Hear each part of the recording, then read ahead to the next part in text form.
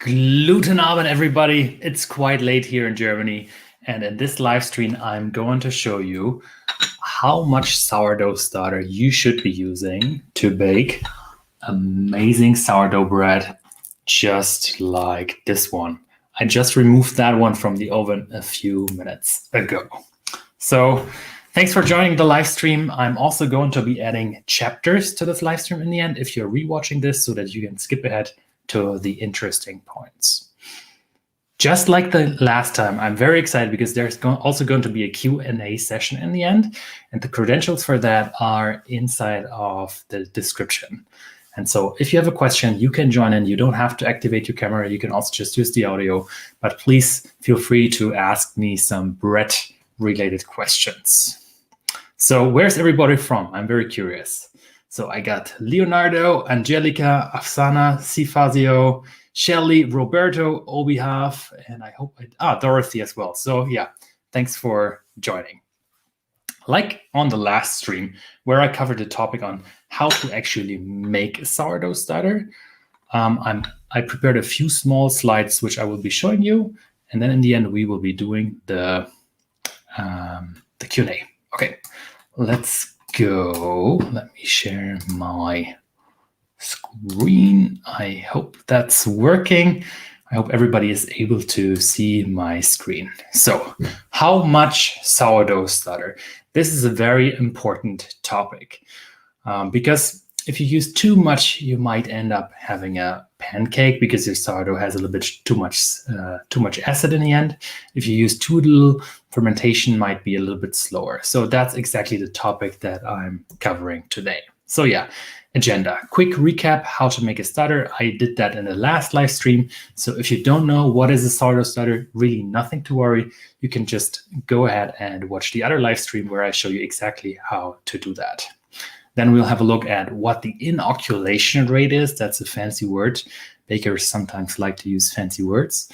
And then we'll have a look at how much starter you should be using. And for that, I have a few cool things prepared that I wanted to show you.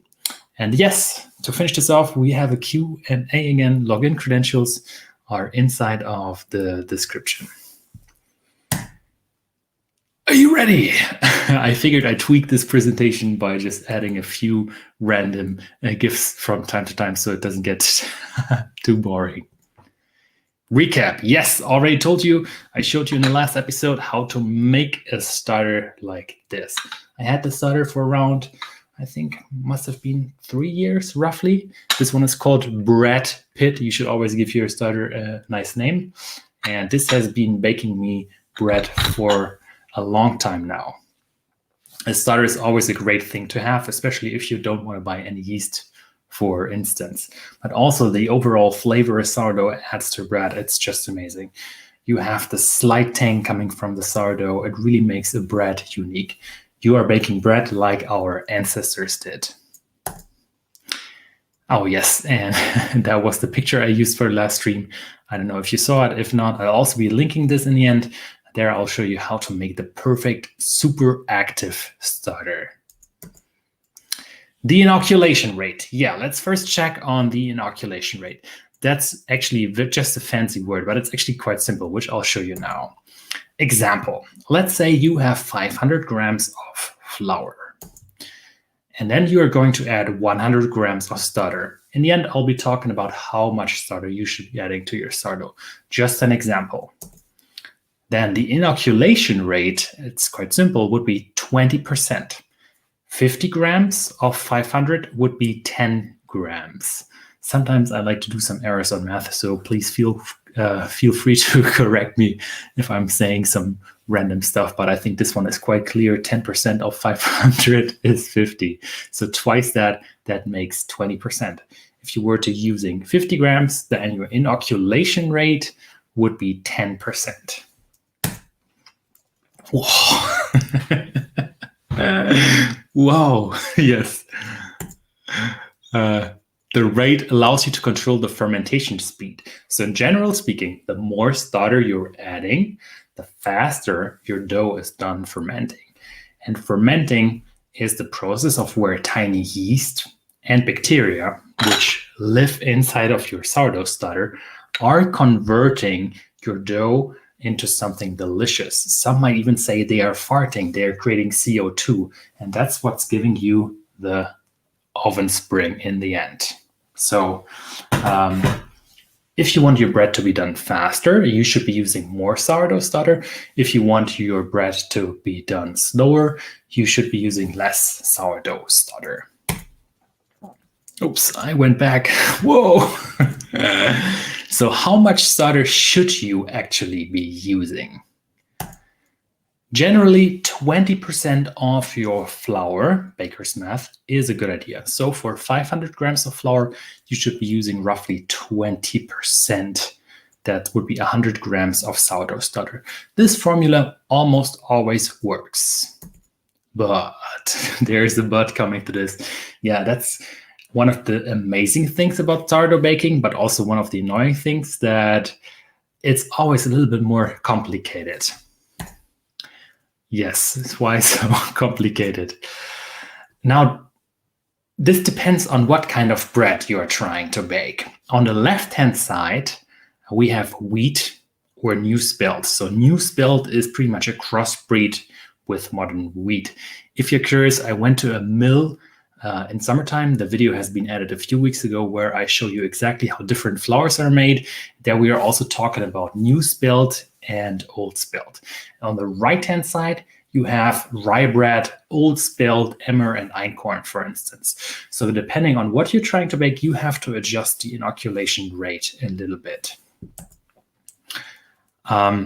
So to sum this up, how much starter? Are you baking with gluten development? And gluten development is what you see on the left-hand side, where you have those big pockets of air and amazing oven spring. You don't get that from the breads which are on the right-hand side.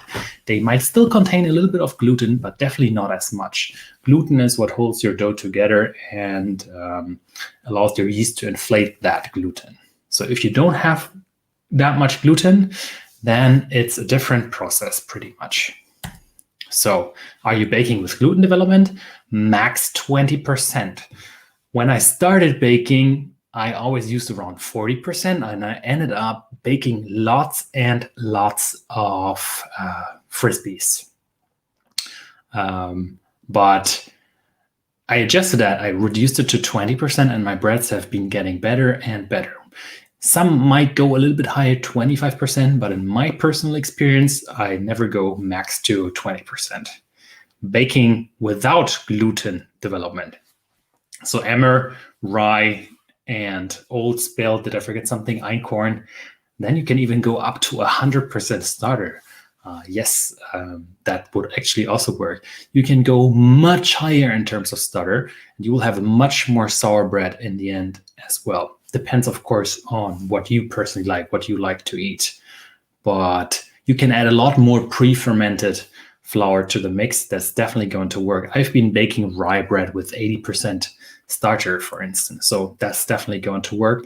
Sometimes you want that strong acidic profile. And I was curious to also know, what are your favorite flours that you are using? Let me just stop sharing for a second and go back to the chat messages. What are the flours that you like the most?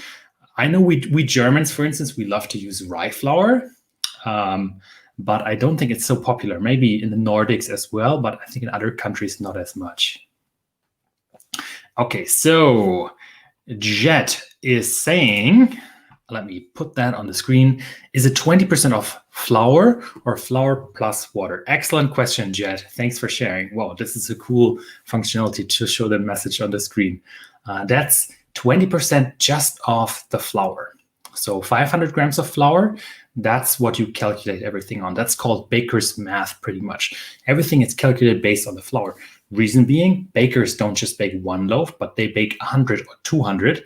And that makes it very easy for them to recalculate the other ingredients. Hope that answered the question.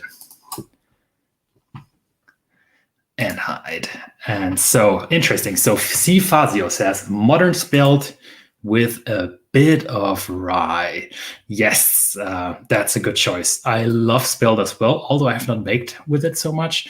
And rye, just a little bit of rye. So everybody who just joined, a little bit of rye is definitely going to make you an amazing bread with really good taste. Oh, didn't want to share that one. I just need to move this one here a little bit. Robert asked, where do you find high protein flour in Germany? Oh, yes, that's a different topic. Please also check out the mill video that I shared where I go in details on flour in Germany. Ruchmehl. Okay, interesting. So then we have another one. Caro, for instance, is saying wheat Ruchmehl. You have to explain a little bit in the chat what Ruchmehl actually is, Caro. Leonardo is saying, for instance, spelt whole grain wheat or rye. Dorothy here is voting for rye sprouted wheat organic bread flour. Great choice as well, Dorothy. The chat is jumping. Angelica saying, I found blue corn flour. I will be experimenting on Sunday. Oh, yes. Please send a picture. I'm very curious to see how that's going to look like. And here, Edmund, 100% rye bread makes one loaf every weekend. Greetings from Brazil. Thank you for sharing all this knowledge. Oh, wow. I did not know you have this much rye flour in Brazil. I fully agree. 100% rye, Roggenbrot in German. We love a bread like that. Okay, let me show you one more question, and then we will quickly continue with this presentation. So, Amund, by the way, thanks for joining the stream. Thanks for all the great questions you're always asking. Does high gluten content in the starter do much? If so, how about adding vital gluten flour to the starter? No, not that I know.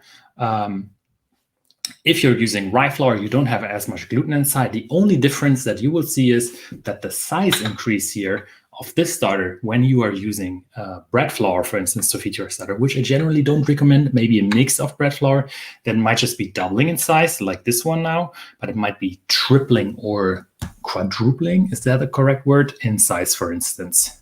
But in general, I don't see why you should do it. Okay, Bas, we were talking about this Ruchmehl. I did not know actually that type 1050 in Germany is Ruchmehl. Good that you shared. Thank you. Okay, great. Let me just quickly jump back to the presentation. And to everybody who just joined, if you want to ask a question later on, the credentials are inside of the description. Then you can also join and ask some questions. Thanks for all the great questions and comments. You guys are amazing. Screen sharing, here it is. I'm a little bit older, so things take a little bit longer. How much starter? Okay, so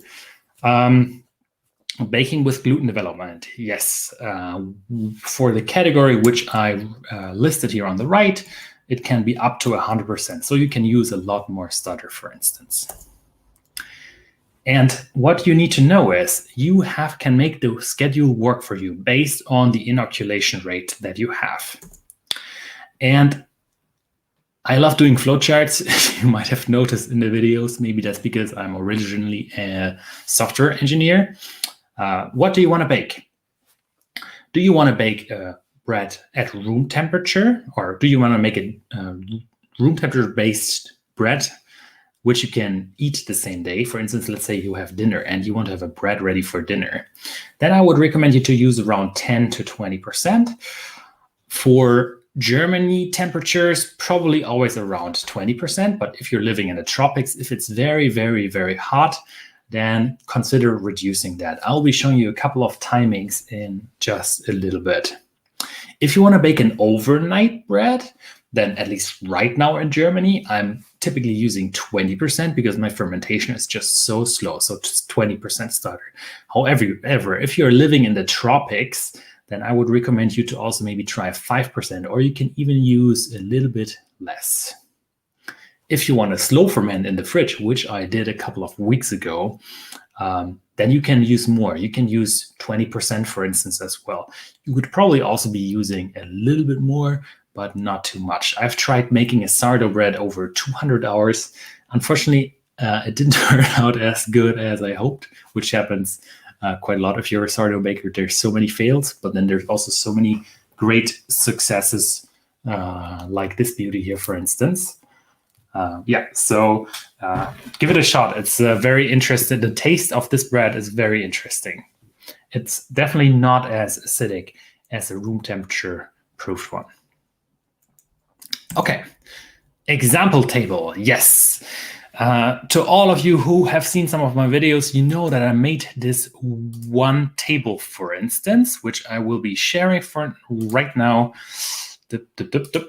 Here we go.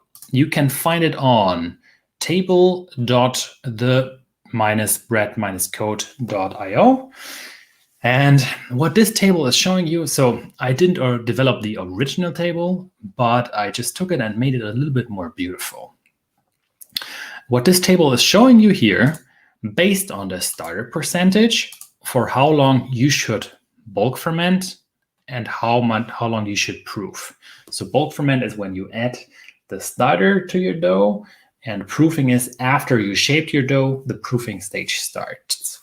And depending on the inoculation rate and the temperature that you have inside of your kitchen, or more likely your dough actually, how long you should ferment. So let's have a look at roughly 24 degrees Celsius, 75 F. Let's say I would be using 20% starter, then the overall time from mixing in the starter to finishing proofing is roughly 6.35 hours. Now, if you were to take 5% sourdough starter, so inoculation rate of 5%, then it would be already quite a little bit slower. And so the message of this is, depending on how much starter you are using, you can just slow down or make the process faster. You can make the whole baking process work for you. You could set up a loaf, for instance, in the morning, go to work, return from work without touching the dough. And then in the evening, you can start proofing your bread. So based on the timings, this makes it very, very easy. Okay, going back to my presentation. Sorry, I just need to change the screen real quick. Right, yes. One question I wanted to ask you, what's your typical schedule? Which schedule do you prefer? Do you prefer making it at room temperature all the time? Do you make an overnight sourdough bread? What's the typical style of bread that you are baking? Oh, and I also have some people joining in from Twitch. Very cool. That's awesome. One guy here is saying, Denser, I love your haircut. Thank you. That's quarantine time. It's just been getting a little bit longer, this hair now. Oh, C. Fazio, great comment here too. 6.35 hours, our German friend. Yes, that's so true. So that should, of course, be 6 hours and 30 minutes, roughly. Interesting. So then we have Leonardo saying room temperature, no space in the fridge. Makes sense. C. Fazio again, room temperature always. Overnight in the fridge, Boston baked beans. Interesting. So you completely make it in the fridge, your sourdough. You do the full bulk fermentation stage inside of your fridge. Very interesting. Okay. Good. And line taps, high line taps. Oops, nope, that was not the correct one. I wanted to highlight this one. Overnight in the fridge. Interesting, very interesting.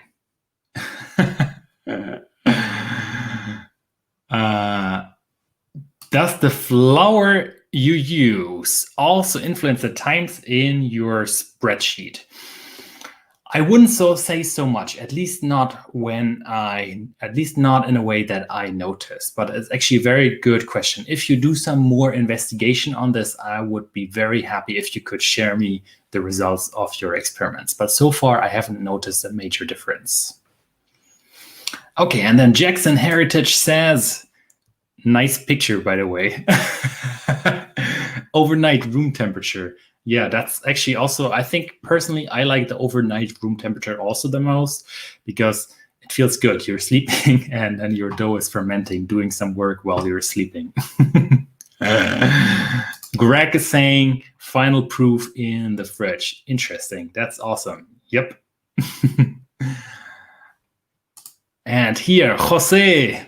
Hola, Jose. ¿Cómo estás? So if you don't know Jose, Jose is an amazing baker. He's baking much better breads than I actually do.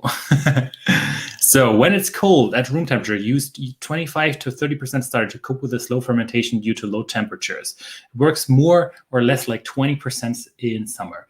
Interesting. That's actually a very, very good point as well. I need to try that as well. I'm always a little bit scared when using too much starter that my dough is starting to over ferment. But when it's colder, definitely you can try to play with that value and increase it even a little bit more. Okay, good. Let's go back to this. Thanks for all the great questions you're asking. You are all amazing. Let's go back to, I showed you the slide. Okay, and now comes my, but you have to be careful with the timings. So whenever you see timings on a recipe and you have a great picture of an amazing sourdough bread, chances are almost 100% it's not going to work for you. Don't just blindly follow timings. They should be a rough guideline maybe, but you always have to take them with a big grain of salt. I have failed so many breads at the start because I was just following timings blindly from the interwebs. So yes, you have to be careful. Factors that contribute to the fermentation speed. Of course, the temperature, but then also the starter activity. One starter might not be as active as another starter. So it could be that based on your starter, you're simply fermenting less fast or you're fermenting actually faster. That's also something to consider. The previous feeding ratios, how much did you feed your starter? Do you already have more base yeast and more base bacteria to start with? Cultivated yeast bacteria strains. So it could be that you maybe have cultivated different yeast and bacteria strains, and maybe you have a super yeast cultivated in your sourdough. Or you just have a very, very lazy yeast and bacteria inside of your sourdough. Altitude, that's actually a good topic to explore. I'm just living on pretty much 0 altitude, but I'm wondering what is the altitude having an impact on in terms of fermentation speed.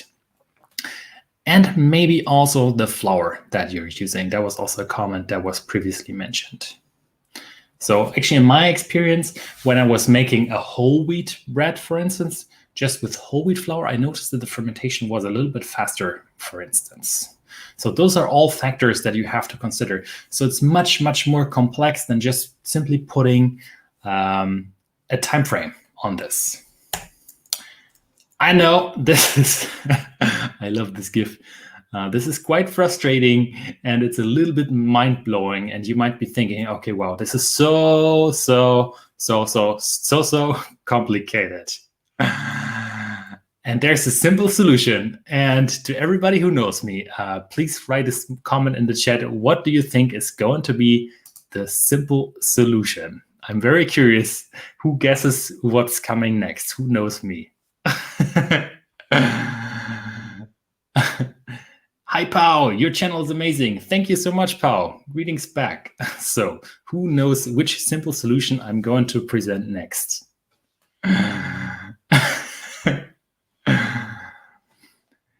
D. Nettleton says, oh, Gianco, Gluten Tag, hello. I have a question that makes me think a lot. Does the stone grind rye flour can develop more acidity than having just a white flour starter? Nope, nothing to worry there. A stone ground flour in general is very good to make a starter. Okay, Leonardo, dough sample, just used it and it works. Cower says the Brad Pitt sample. Darcy's saying the hack. Okay. And then Thijs Arbeek. I'm hoping I pronounced your name correctly. If I'm sorry if not. It says cutting off a piece and see if it doubled during the bulk fermentation. Okay, you all are knowing me too well. Yes. This was taken from my no-knead bread recipe, which I actually like a lot, since it just focuses on mastering the fermentation aspect. And the trick is, after you mixed in your starter into your main dough, you want to extract a small sample and you want to observe the size increase of the sample. Those jars, I just got them for free being a cheap German in the supermarket. There were some kind of desserts. They should be of cylindrical shape, ideally. That's important. Some of you recommended to use shot glasses. Unfortunately, mine are not shaped like that. But if you have one, that will probably be even better. So this simple trick will always make you ferment on point. And this is really the secret. Fermenting on point is the secret to baking amazing sourdough bread like this one, which has nice oven spring, has an ear, and even has some bubbles on the crust. So here you see this bubble, for instance. Let me try to pop that, move that closer to the microphone. I'm not sure if you were able to hear that. Actually, this one does not have so many bubbles on the crust. But yeah, fermenting on point is what you have to do when you want to be a successful sourdough baker. That's pretty much it. And that's why I like this no-knead bread recipe, which just focuses on the fermentation, nothing else. Okay, so you extract a small sample and you observe the size increase. Now, this is unfortunately a little bit more complicated than it looks, because based on your flour's gluten content, your flour's protein content, around 80% of that is typically gluten, you have to aim for a different size increase. I made bread before with lower protein percentages and I let them ferment for a little bit longer, but I was not able to reproduce this every time. So I came up with this table based on a few experiments that I have been doing. And this indicates how much this tiny rubber band, how much the dough should be above this tiny rubber band. So let's say your flour protein percent is less than 10, you should be aiming for 10 to 20% size increase. Reason being, over time, as your bread ferments, the gluten network inside of your bread is damaged, and you want to have a good working gluten network in order to get that oven spring, in order to inflate your dough. And so if you have 10 to 12%, you could be doing a little bit more size increase, or for 15%, for instance, that's a very strong bread flour. You could be going for 70 to 110%. So this is a great trick, but you have to make sure that you double check your flour, that your flour actually supports this. Okie dokes. One thing to know about the inoculation rate is as well, don't keep the dough too long at room temperature. Overall, your dough should not be longer than 24 hours at room temperature. If you do an autolysis, for instance, which is just mixing flour and water, plus the bulk fermentation, plus the proofing, it should not be longer than 24 hours overall, because I've seen many doughs degrading at some point. That's because the flour starts breaking down the moment you have water in contact with your flour. So overall, depending on the schedule you choose, don't do it for longer than 24 hours at room temperature. Of course, if you're using the fridge, then it can be longer, way longer actually. It's not as fast when you are inside of the fridge. Okay, there are some limitations to the sample hack that I showed you before, and I just quickly wanted to list them because some of you have written excellent comments on the YouTube videos, and I just wanted to share them. So it doesn't work, for instance, when the room temperature changes, because of course this small sample here reacts much faster to temperature changes than your main dough. Let's say you turn up the heater or the sun starts to heat up your kitchen. The main sample is, of course, heating up much faster than the main dough. So it should ideally be roughly room temperature and should stay the same temperature throughout the day wherever you are fermenting your dough. Yes, the dough should be at room temperature ideally. That's also quite important. That's why I personally like this autolysis method overnight. I can use a little bit colder or a little bit warmer water, for instance, for the dough, but then in the morning it will have the same temperature as the room temperature pretty much. And this makes sure that the sample is actually reflecting the dough next to it. Good mixing of dough plus starter is essential. When you're mixing your dough together, you want to do a proper mix. You don't want to have more sourdough starter cultures in your main dough than in your sample, for instance. So that's very important. And of course, there are probably a few others. And if you have some, I would, of course, appreciate if you could share them with me as well. So yeah, just some limitations. Yes, and you made it. It's finally over. So this quick presentation is over. Thank you very much. And now it's Q&A time. Let me stop sharing my screen. So if you want to ask a question, I'll be doing it first in. Also gets to join the stream. The credentials are inside of the description of the stream, and I hope to get many amazing questions. Let me just check. So I have Leo, Maria, Francisco, and Andrew right there. You have to unmute your microphone. So I'm adding Francisco first because he has his microphone already unmuted. So in case you want to join, unmute your microphone. So Francisco Quijano, I'm adding you to the stream right now. Hello, Francisco. Can you hear me? Hey, yeah, I can hear you. Hey, man, how do you pronounce your last name? Quijano. Quijano. Yeah. Okay. ¿Cómo estás? Muy bien. How are you doing? I'm doing good. Yeah, I actually have it's more like so something weird happened. So I started like watching your content like 2 weeks ago, and one of the things I saw is that you use 100% whole wheat for your starter. Mm-hmm. So I've been baking for like a year or something. Normally my starter was 10% whole wheat and 90% like all-purpose, right? Mm-hmm. So I decided like, okay, let's try what he says because, you know, I like to experiment as well. So so I changed my starter to use 100% whole wheat. And it took like 3 days to, you know, like ran back to being really active. And one of the things that I noticed was that previously my starter was like tripling in size, and now that it's whole wheat, like it was like just doubling in size, and actually was like stiffer than it previously was. Mm-hmm. So one of the things I noticed, and I don't know how to explain this, but when I was using my starter with 10% whole wheat, the fermentation time for bulking fermentation was like 4 hours, and after I changed to the whole wheat, it extended to 6. So interesting. I bake like 2 or 3 loaves with the 100% whole wheat, and the time was really consistent, like 6 hours.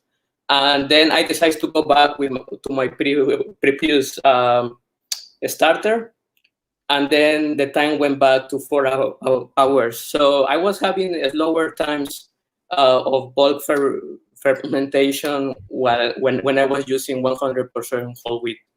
That's very interesting.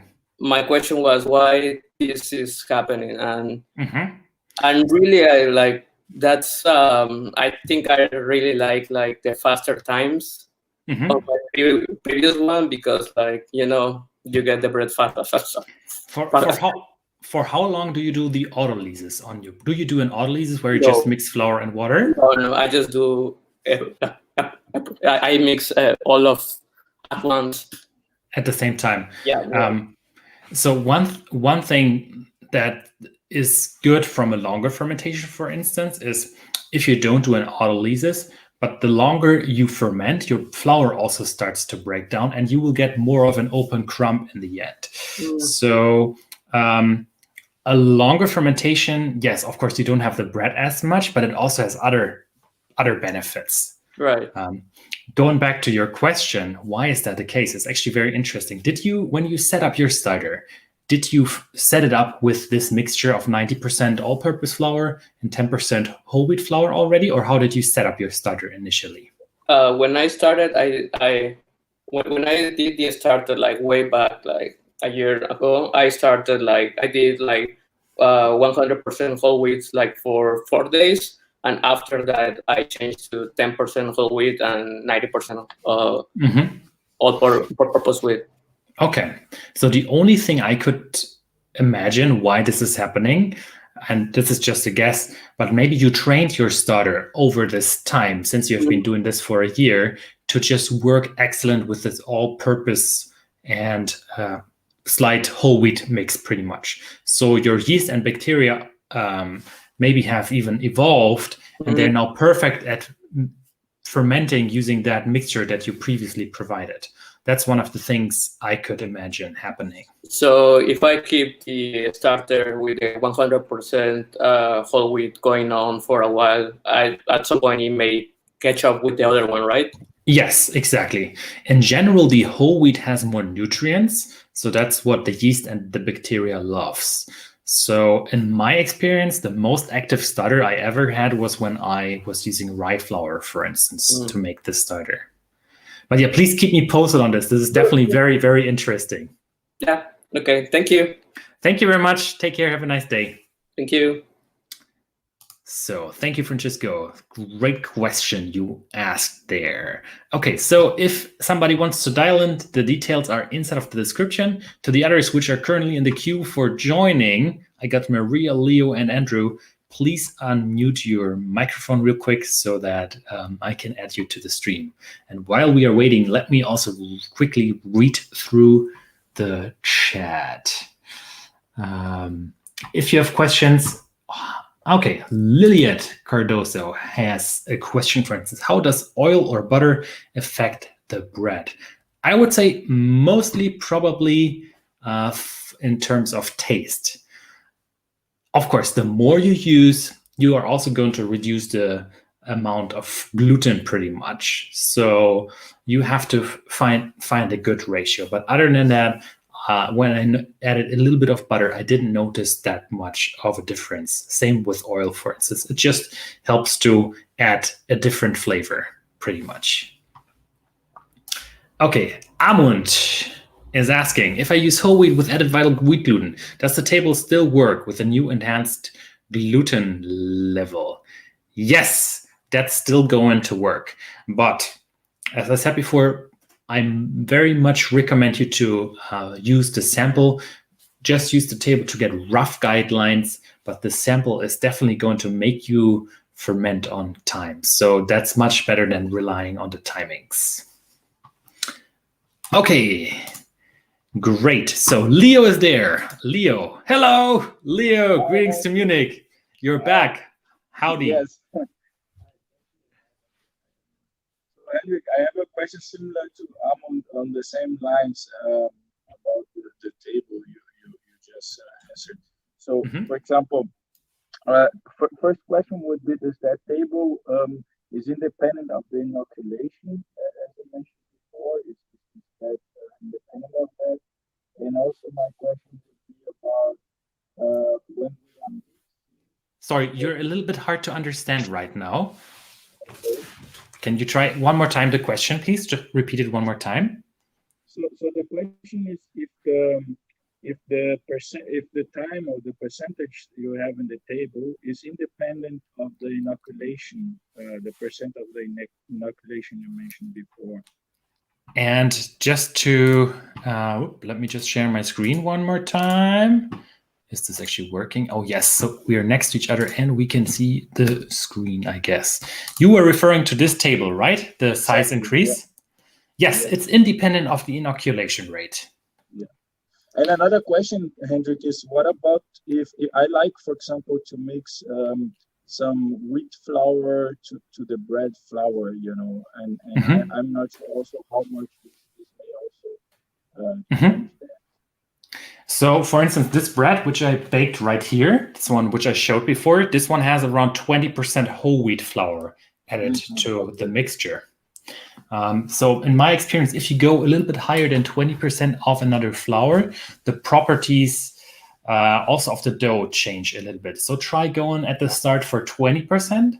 And I still need to make a video, which I wanted to do on complete 100% whole wheat sourdough bread. So that's also going to be upcoming in a little bit. And just another last question, Henrik, on this percentage. When you say, for example, for let's say 10 to 12% only going to grow the sample, we will just wait until it grows around 40%.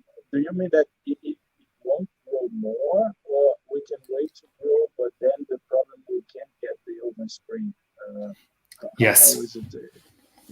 Excellent question. So let me repeat one more time so that I understood. So the question was, what happens if you do more pretty much than, let's say, the 40% size increase or so, right? So what's going to happen is, because over time your gluten starts to degrade, which is also known as gluten rot.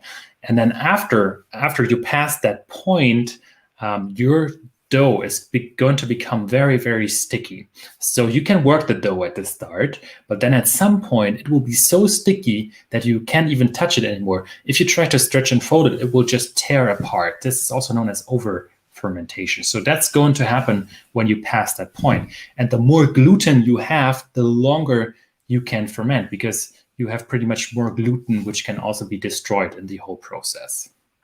Understood. Okay. Thank you very much, Henrik. Thank you, Leo. Great question as usual. Thanks for joining. Take care. Thank you. See ya. Bye-bye. See you.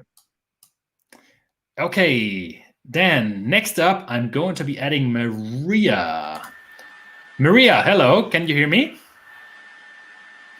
Maria, hello, hello, hello. Hi. Hi, good evening. Maria. Good evening. How are you? Fine, thank you very much. Where are you from, Maria?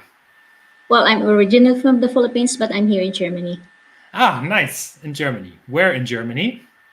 Mecklenburg-Vorpommern. Ah, okay. To east of Hamburg. Nice. Beautiful place. So what brings you to this Q&A? What's your question?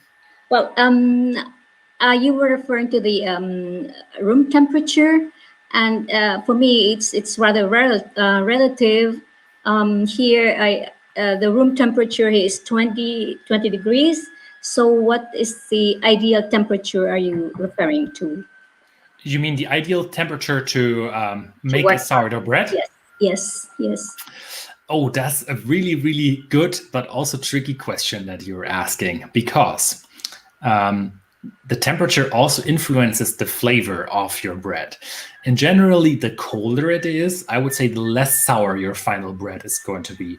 The warmer it gets, the more the bacterial part, the more acid production you have inside of your bread. And so the more sour your bread is also going to be. An easy temperature, I would say, is the current Germany winter temperature. At least in my kitchen, it's roughly 20 to 22 degrees Celsius. That's really a good balance between not fermenting too fast, not fermenting too slow, and also having a good mixture of different flavors. But I would recommend you definitely try to use the sample, which I mentioned before, because that way you always ferment on time, regardless of the temperature. Okay, thank you. I just baked the bread today, and I made a frisbee bread. Oh no! Yeah, that can happen. Happened to me so many times. And I thought it would be fermenting a little bit longer because it's rather cold here. But in the beginning, it was okay. I was doing the coil fold, but then later on, it got to be sticky, and it was just, I think, 2 hours.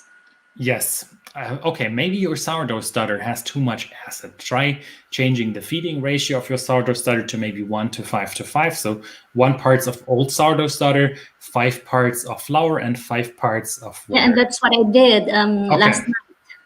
Okay, yeah. Interesting. Have you also tried doing that over a couple of days? So once per day, for instance, so that you do this feeding? Well, I think it's just for 2 days. Okay. Very interesting. Maybe try changing the feeding ratio to 1 to 10 to 10, just to see what's going to change. Okay. I do that. And also try reducing maybe the water in general that you're using for your dough to have a less sticky dough. Generally, 2 hours in, and then it's already very sticky, that's something is wrong. Please also drop a comment on one of the videos on YouTube, and I'm happy to help you, or send me a picture on Instagram. I'm also happy to have a look at what might have gone wrong there. Okay, thank you very much. Maria, thank you very much. Have a great evening. Yeah, guten Bye. Abend. Yeah, guten Abend. Bye. Great questions you all are asking. Okay, so I have Fazio next up, then Maya, Obi, and Doran. So I'll be starting with Fazio. Fazio, hello. Hello, can you hear me? Yes, is it the C, Fazio? How come you can't see me? Can you see me? No. No, I can only. Okay, so he just bounced out of the live stream again. So I will just be adding. Oh, sorry, just real quick. Try activating your webcam. It seems that your webcam is currently not working, Fazio. I'll just be adding Maya next until we have this webcam issue sorted out. If not, you can also just speak if you like, Fazio. Maya, are you ready? Give me a thumbs up. Yes. Maya! Hey, hello, how's hello, it going? Czech Republic. Hello to Czech Republic. Howdy. Good evening. I would like to say thank you for all the things you taught me. I am not so many times baking the frisbee like the times before. I also baked one bread today, which I can show. And then it comes to my question. It's not sort of the Wow. today, but it happens also to me. I have a few questions. That's a beautiful scoring. The starter more than the amount. I hope it doesn't matter. Whenever you eat, do you clean your glass? Like you have a brand new glass for every feeding? And once you keep your starter, just to keep it out of the fridge, what amount of the starter, flour and water you use? Like minimum, in my thoughts. I am trying to keep it at the moment approximately with 1 gram, which my scale is capable of distinguish. But I am pretty sure it's 1.5 or something more, because it wouldn't distinguish between 1 and 2. And I try to put it in a really small bowl.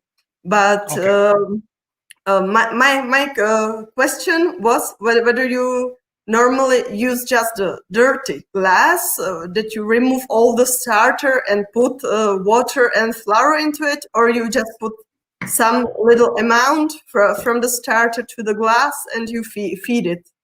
Yes. That's a question from me. Yeah, no, that's actually an excellent question. So what I typically do is I always reuse the same glass. So I'm too lazy to always use a new glass. That's so what I typically use just a spoon and toss almost all of it out into my discard starter jar. So I have one jar where I put all my discard starter. And then roughly a spoon, I know the weight of the spoon is roughly, let's say 10 grams, for instance. And then I put that back into the jar, and then I just add 5 times the flour and 5 times the water based on that amount. So it could be, let's say 15 grams of starter, which I have. Then I might end up feeding 15 times 5, so 75 grams of flour and 75 grams of water, for instance. And you keep as much also in the days when you are not baking at all? So when I'm not baking at all, right now in lockdown, I'm baking pretty much every day. But when I'm not, then I move it to the fridge. And I just let it sit in the fridge then. And when I take it out, I'm typically just taking 10 grams again. And then I feed it 5 times that in terms of flour and water. And I do that over 2 days. And then typically on day 2 in the evening, I set up the final starter for the bread that I'm going to bake. So after the fridge, in my experience, the starter is not as active, and it takes a little bit of time until my starter is back to regular fermentation speed. That's what I am not doing since I watched your first video. Since September, I am out of the fridge, which makes half of my family not so happy that I'm feeding 2 times a day. But it grows really nicely. And what I wanted to show is also that your starter probe works really nice with the sweet doughs.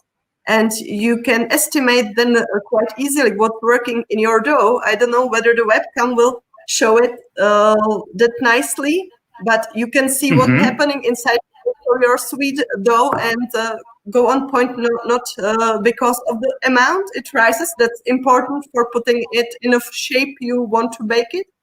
But then also what's in, and once it's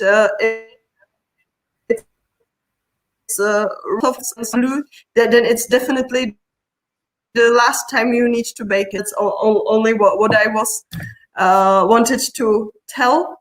And also that sometimes you need also a really big jar. I was lucky this time to find a 1 kilogram jar. Wow, that's a perfect jar. For do baking. And these starters, when I started to bake more bread for my family members, I came to a point when I baked 4 loaves altogether. And when the dough rises and you have still the small probe, then you get to the point you see that the dough is rising much quicker in the higher amount. So more breads you bake, it goes much quicker than the probe. But that's probably because the temperature might have been different at some point, right? As I've discussed this with a professional baker, they think that the fermentation, once you are not in the fridge but in the room temperature, is rising with the fermentation process itself inside of the dough. So that was what I received as an answer to my question. From the profession. I didn't find better yet. If you know something more, I will be happy to hear. So one thing, for instance, when you do a coil fold or a stretch and fold also on your dough is that you even out the temperatures, for instance, a little bit. Because what can happen relatively fast, you have a little bit of sunlight, then the temperature increases. In your sample, it might increase much faster than inside of your main dough. So maybe that could be a reason why this is a difference. And the second thing which I hear because of this is when my colleagues had problems with putting the breads in the fridge, that they solve it with baking 2 or 3 loaves when they need 1 hour more to sleep, that they just separated the dough to a smaller amount, which allowed the fridge to cool it quicker naturally and slow down the fermentation quicker, and then also to allow them to make the fermentation or proofing time longer in the fridge because their fridge didn't allow them to sink the temperature more. Okay, so, that's a smart idea too. Yes. Okay. I wish you a wonderful evening and thank you for all the lovely comments and all the knowledge you share with us. It's amazing. Thank you so much, Maya. Truly appreciate it. A nice T-shirt you're wearing. Yeah, thank you. I like you as well. All right. Okay, Maya, thank you so much. Talk to you later. Bye-bye. Okay, thank you, Maya. That was very interesting. So as you can see, I don't have the answers to everything. There's still so much that you can research on. Next up, I'm going to be adding Fazio. I think your webcam is not working, but maybe we can just do the voice then. Hi, can you hear me? Yes, loud and clear, Fazio. I'm sorry, I cannot get my webcam to recognize. I don't know, it's a built-in. I don't understand it, so nothing to worry. All good. Have to do without it this time. I was interested to know a little bit more about overnight fermentation, bulk fermentation with small quantities of starter. Is there a danger of the gluten becoming weaker or deteriorating a little bit? Excellent question. I have noticed this when I had my dough for longer than 24 hours overall at room temperature. So that could be the autolysis, the bulk fermentation, and the proofing. It, in general, should never be longer than 24 hours at room temperature. And I was having around 25 degrees Celsius. I'm not 100% sure how much that is in Fahrenheit. So summer summer warmth in Germany. And then I did not notice anything, any dough deteriorating, not any over fermenting. Okay. So have you tried making an overnight sourdough bread before? No. Usually, because I work with whole grain all the time, and in the wintertime, I use 30% starter. It goes off pretty quickly, 6-7 hours, and I'm ready to bake. Okay. Okay. Interesting. Yeah. Then you would need to either use sleepless, which I think is not an option, or you use less starter. I think that should definitely work. Please give this a shot and let me know if that works. Yeah, I'm thinking about trying maybe like a 5% or something like that and letting it go overnight. Yeah. Chances are then it might actually be ready, I don't know, 15 hours later or so. Yeah, I have a chart. I need to, would you please put a link in for where to get your chart in the description? I have a chart. There's a website called pizzamaking.com, and somebody on that site developed a sourdough chart for many different temperatures. They're all in Fahrenheit, though. Okay. And all the different temperatures and the percentages of sourdough. And he doesn't break the hours down to 6.34 hours. So just kidding you, just teasing you a little bit. So no, I really appreciate everything that you do here. It's really nice having this community. So thanks much. Thank you. Have you tried using this small sample jar, which I always show in my videos? No, I don't. No, I don't. Maybe that's a good idea to try when you're doing this overnight bread, because then you will know exactly when you're pretty much ready to proceed with shaping. Okay, that's a good idea. Thanks. Yeah, thanks also for all the amazing comments. Truly appreciate it. You are from Chicago. I try to share my knowledge. Yeah, I try to share. So, okay, thanks. Thanks much. Okay, all right. Okay. Thank you very much. Have a nice evening. Bye-bye. Okay. Bye. Okay, next up, we have Obi. Obi is also a German department store like Home Depot. I don't know whether that's is related. Give me a quick thumbs up if you're ready to be added to the stream, Obi. Obi. Hello. Okay. Hi. There you are, Obi. Hello. Nice to meet you. Good evening. Can you understand me? Yes, loud and clear. Where are you from, Obi? I'm from the great country Germany, if you can't hear it. No, just kidding. I think I am also from the Germany. Maybe you can hear I guessed it. You know, we Germans, we have some connection. Yes, our accent always reveals us, unfortunately. Yeah, but you know, better than nothing. Yeah. So you're also a sourdough baker. You have a question. Well, I tipped my toe this year because who knows? The term how to bake sourdough was the most searched thing in Google this year. What? Really? Yeah, really, because of the pandemic, etc. So I was searching the web, then I found you, another German, and I connected, and I tried my best. So I baked my first frisbee, my second frisbee. Then I baked your toast, which was really good. It functioned because no dough strength, etc. But then I run into the problem that I asked you before in the comments about the 550 flour. Okay. I can't remember. So in all the department stores here, I can only get 550 with about 10%, 10.8% protein. So why can't we use like the 1050 with which has more protein instead? So when I search recipes for they always commented bread flour with 550.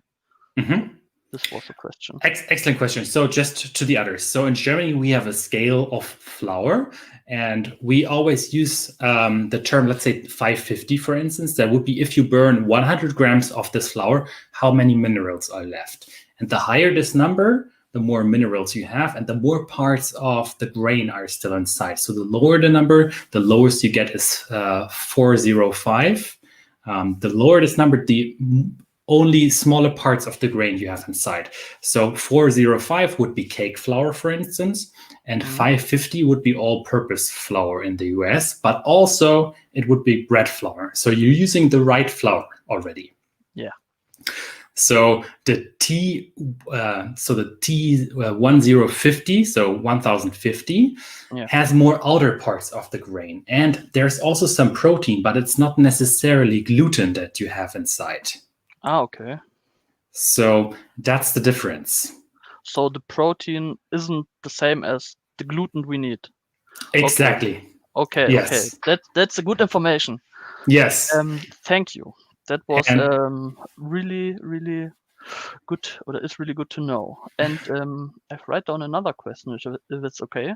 Yes, of course, please. So I'm got my starter from a friend who's baking, I don't know, 5 years, and I started to just feed my starter, like you said, 10 grams starter, 50 grams flour, 50 grams water.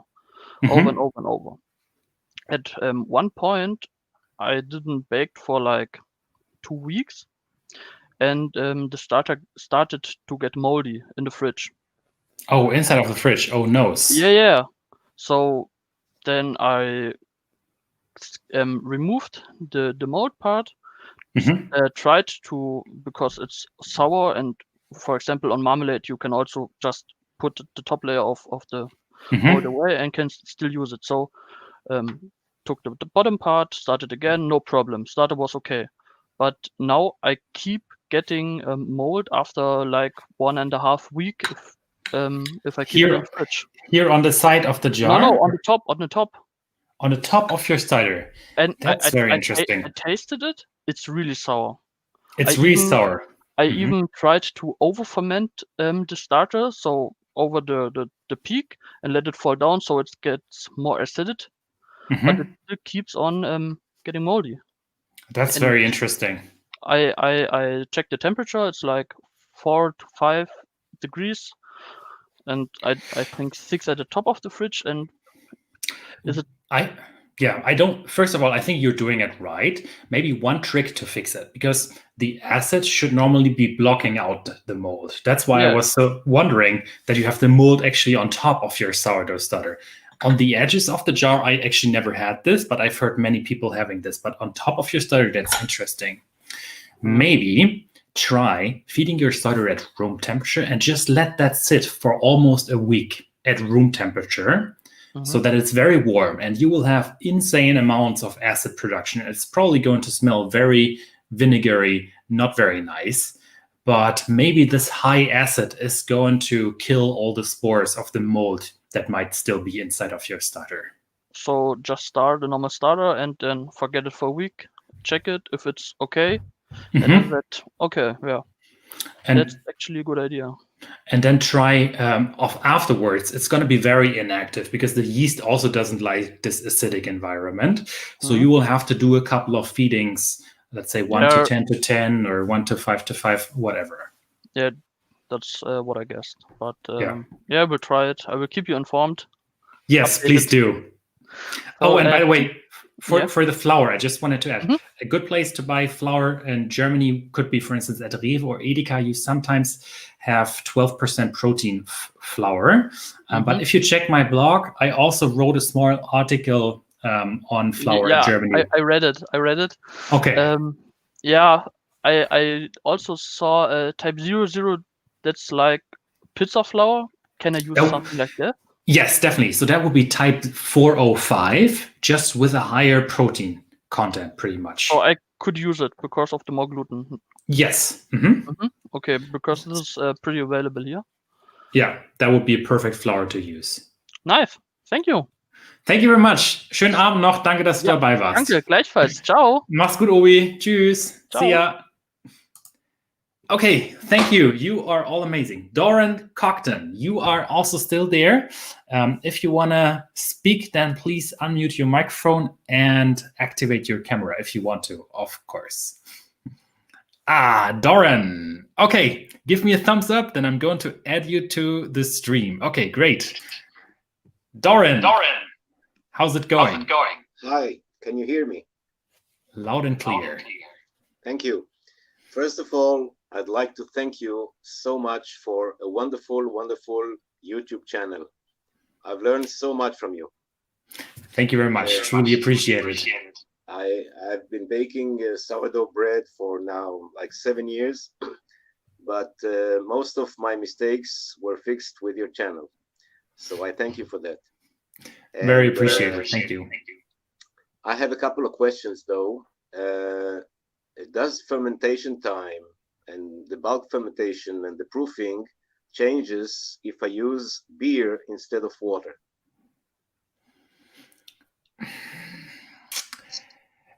I guess it depends on what kind of beer you're using. A normal ale, like 5% alcohol. Then I don't think it's going to impact the fermentation time. Okay, thank you. Could you lower the volume a little bit on your phone? Yeah, just, okay, let me try. Okay. Yeah, perfect. Much better. Now it's okay? Yes. Okay. So try using the small sample, which I always show. That's going to make you ferment on time. And so that's good for any kind of liquid. Any kind of liquid, exactly. Okay. I was asking because if you have a wheat-based beer, then it has more yeast inside already, and that might be making you ferment a little bit faster. But in other beer, you always add the hops, or a lot of hops to actually kill most of everything inside. Okay. The second question, which is more important for me, I keep in the fridge my sourdough, like 600 grams of it. It's not quite liquid, it's something in between. And whenever I want to make bread, I take it out to room temperature, then I feed it, and then I take a little piece of it and put it in a jar with a 1:5 ratio, and then I start from there. My question is, do I really need to feed my original starter in the fridge before I make the levain? So that's actually a very good question as well. So inside of the fridge, I never feed my starter. So inside of the fridge, it always stays like this. After I made a bread, I take what's left from the starter and put that into the fridge. And after taking it out of the fridge, I do a couple of feedings. The reason being that your starter in the fridge has turned a little bit sour, maybe for instance, and it's simply not as active. So after taking the starter from the fridge, I extract a small part from that, put that into a new jar. I like to use this 1:5 ratio, give it a couple of feedings over 2 days, and then it's still on the same fermentation speed as before. Did this answer the question? Yes, it does. Okay, great. Thank you very much. And keep up. Thank you. Thank you very much. So thank you, Doran. Thanks for the great questions. If you have further questions, please also feel free to drop them on some of the videos. Okay, I have one more person here, KD. KD, I'm going to be adding you to the stream right now. KD, howdy. Hey, yo, what's up, man? Hey, I got a quick question for you. First off, I like your work. You know, I've been watching a lot of the bakers that are over on YouTube, you know, especially from Europe and whatnot, especially from Germany or Netherlands. And I got to say, you excel above most. You know, I've been doing your stuff for a while. Thank you very much. I love the charts. You know, they're very helpful. Determining temperature, the whole 9 yards been helpful, especially out here in the West Coast. You know, it's just been helping quite a bit. One of the things I've been wanting to ask you is, you have any recipes on German pretzels? I've been making German pretzels probably for like 5 years, but I haven't made sourdough in terms of, I've been using commercial yeast. And I've been wanting to make like a really good sourdough. The problem I have is that the crumb is not the chewy kind of crumb, you know, like you get like the anime pretzels or whatnot. And I don't know if that's, I know a lot of that most likely will have to do with the actual kneading and whatnot. but I'm trying to find like an authentic German pretzel without having to get like, you know, a kneading machine. I mean, a bread maker or something like that. I want to do everything by hand because that's what I do. You know, I do everything. I'm trying to do it as traditional as possible. But I was looking at on your site, but I didn't see anything there in terms of German pretzels.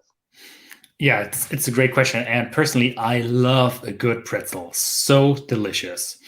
It's funny that you asked this because I was doing this video on this flour mill, which I visited, and then I was showing how flour is made pretty much. And one of the gifts that Monica, she is the miller, gave me was she gave me a nice German butter pretzel from a place right next to the mill. And the only thing this bakery is doing pretty much is just making pretzels. And I didn't have time, unfortunately, to check by, but apparently they have the super amazing pretzel recipe, which they have kept a secret for so many years. So I'm really also wondering how the best pretzel is made. Have I ever made some? Nope, I've never made pretzels. I only made Laugenbrötchen, which would be small. They look like pretzels, but are pretty much just buns. And what's the crumb like? Is it like a really chewy type, real tight, not really a bagel type of crumb, but gosh, because when I go to Germany, I like to compare the different ones from like Bavaria and other areas. And I notice, of course, Bavaria is noted for their pretzels. They got like a really chewy kind of crumb. Almost reminds me of like a hard brioche. You know, not as soft and fluffy, but really has that chewiness. Is that the kind of bread you're talking about? Yes. So it was exactly like that. It was very chewy. I think. So I'm just speculating here. I still need to experiment on this, and this is actually a great video. Maybe boiling it a little bit longer, for instance, is going to make you a more chewy dough, definitely. And one of the things that this bakery supposedly does with their pretzels, that when they proof the pretzels in the end, so they put them into the boiling water, and then they just proof them a little bit at room temperature, but they're not covering the pretzels. So after you added this lye to the top, they also dry out even a little bit more.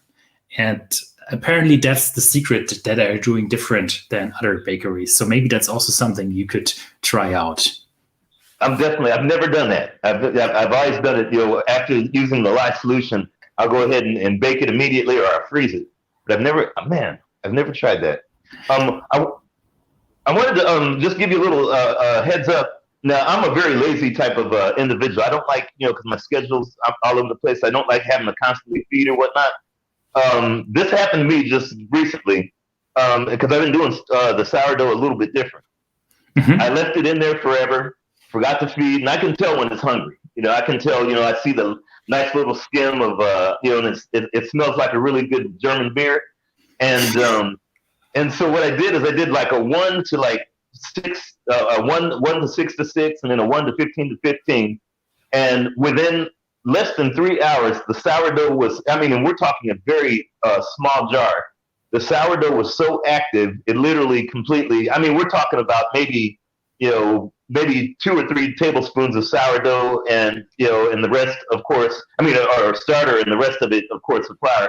It literally, you know, blew up inside of the microwave. But then, I mean, it was that active for, you know, and I don't know if it's something, because I started out with like the wheat. I started out with rye, and then I started feeding it with wheat. And then after a few weeks of feeding it with wheat, you know, after maybe a month and a half, then I started doing it with the all-purpose, you know, because it just literally, I mean, within 3 hours, the stuff becomes so active that it'll actually overflow and literally, you know, flood the entire microwave where I keep everything. So I was just wondering what your thoughts are. So you're feeding it right now with all-purpose flour at this moment? Yeah, I went from rye for a few weeks, and then once I started getting it active enough, because of the actual, I'm not sure, you know, what you call it, you know, with the proteins, whatnot. I started doing it with wheat, and now all I do is with all-purpose. Interesting, very interesting. So I almost had a starter die on me once when I have been feeding this all-purpose flour. Maybe you have cultivated a super yeast or a super bacteria inside of your starter. You should be sending this somewhere. Maybe you made a new discovery, something that could advance baking all around the world. I feel you, because whatever it is, I could literally, like, within an hour, after an hour of feeding, I'm almost ready to bake. I mean, this thing is insane. Hey, my sourdough loaf was like a balloon, and I had 110% hydration. I was doing a ciabatta the other day, and I did 110%. I had to actually do extra coil folds just to go ahead because the gluten was strong at 110% hydration, but it had blown up so much that I couldn't even do a regular. I could actually score it at 110% hydration. Wow, that's insane. Yeah, give it a try. See if that works. One question: which flour have you been using for the ciabatta for the 110% hydration? I just do King Arthur. King Arthur. Yeah, and I started out with my starter. I had red meal rye, and then I went to King Arthur wheat. And I think I had the extra because they got one that's a little bit higher protein on their wheat one. And then I went to all-purpose. I mean, this starter is insane. I can't even feed it all the time because I just don't. I mean, it just gets so ready. I mean, it's like unbelievable. I definitely need to try that starter. Maybe somehow you can mail me a piece of that starter. You can dry it and then maybe mail it to me. That would be awesome. All right. Well, I'll work on it. If you want, there's this email on my YouTube channel. Please send me a message. I would be very curious to test your superpower starter. Definitely. All right, my friend, I do appreciate you. Thank you very much. Thank you for everything. It was very nice chatting with you. Take care. Greetings to the West Coast. You got it. Yeah. So next up, we have Harry. Harry, give me a quick thumbs up if you're ready.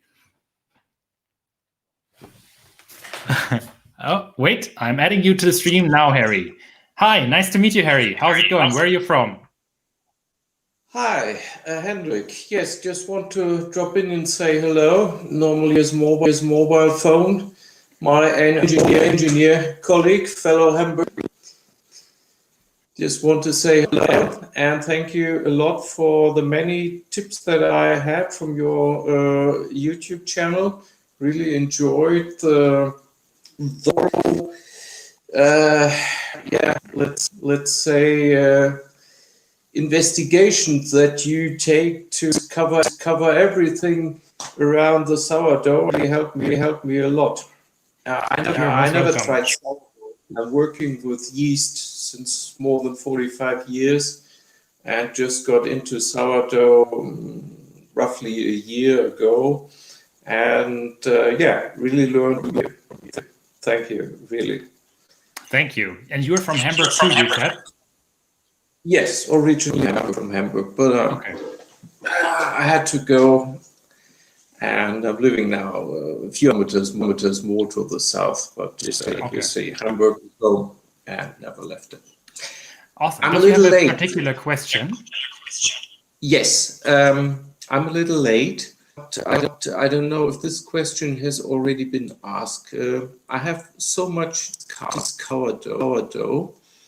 And I'm thinking how could I reduce the amount of starter to just keep it alive, probably just a tiny bit, and then use it to activate for the necessary amount for bread. Have you tried to minimize the amount? You mean how to store your starter for a long period of time, or how to use less starter in general for the bread? No, to keep the less starter in the fridge, not to have so much discard starter. Okay, excellent question. So the question was, how do you have less starter in the fridge and you have less discard pretty much? Right. Yes. So what I recommend you to do is when you bake a bread, try to use almost all of your starter. So let's say your recipe calls for 100 grams of starter, for instance. Then just put everything out of this jar, feed it for 100 grams so that you have 100 grams in the end. And then use everything that you have inside of this jar for your dough. So the only thing you will have left is tiny bits of starter on the edges of the jar. And you can take that and you can put that into the fridge directly.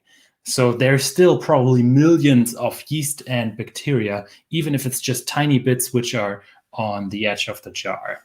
However, afterwards, you will have to feed it again over a few days to reactivate it. So there's not a way to completely get rid of this discard. But there's a really amazing German-style discard starter bread, which is also on my YouTube channel, and it's really delicious. So I gather up quite a lot of discard myself, and I bake a really delicious, it's with seeds and everything, bread out of this. So this is something, if you like a rye bread, I definitely recommend you to check this out. I've tried this bread and it's wonderful. And just when I start feeding the starter, takes normally roughly 1.5 days to get it to the point that it's around 2 hours or so. And during this time, I feed it 3 to 4 times. And normally 4 to 50 grams of flour and the same amount of water, sometimes a little less. And I was now offering to probably reduce it to approximately 10 grams or even less to just have an active starter, and then last feed, then or triple the amount of starter just to reduce the amount of discard. That's the plan. Okay, that's actually a really great idea, and I would appreciate if you could keep me posted on the progress, how this is going. Please drop a comment on one of the YouTube videos. I'm very curious if this is going to work. Please let me know. A very interesting idea. That's what I will the next weeks. I don't have so much time to bake. Every second week or so, and so I have to feed, have to put it in the fridge again. So I have a quite bad ratio between actual bread that I want to bake and discard bread that I have to bake. So I see.